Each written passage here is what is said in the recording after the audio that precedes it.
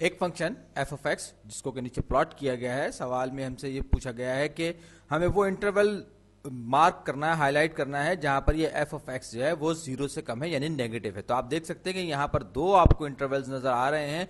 एक लेफ्ट पे है जो कि -2 के बाद वाला इंटरवल है। यहां पर आप देख सकते हैं कि एफ ऑफ एक्स की वैल्यू जो है वो नेगेटिव है, जबकि यहां पर अगर आप चले जाएं, एक तो यहाँ पे लेफ्ट साइड पे और ये राइट साइड पे 3 से ऊपर जब आप जाते हैं एक्सीलरेटर, तो ये देखिए ये इसका सही जवाब है। एक और देखते हैं, एक बार फिर हमें एक फंक्शन दिया गया एफ ऑफ एक्स और हमें वो इंटरवल मार्क करना है जहां पर एफ ऑफ एक्स की वैल्यू 0 से ज्यादा है। आप देख सकते हैं ये इंटरवल और ये इंटरवल, यहां पर एफ ऑफ एक्स की वैल्यू 0 से ज्यादा यानी कि पॉजिटिव है। तो मैं चाहूं तो कोई सा भी इंटरवल ले सकता हूं। ये इंटरवल मिसाल के तौर पे लिया और ये सही जवाब।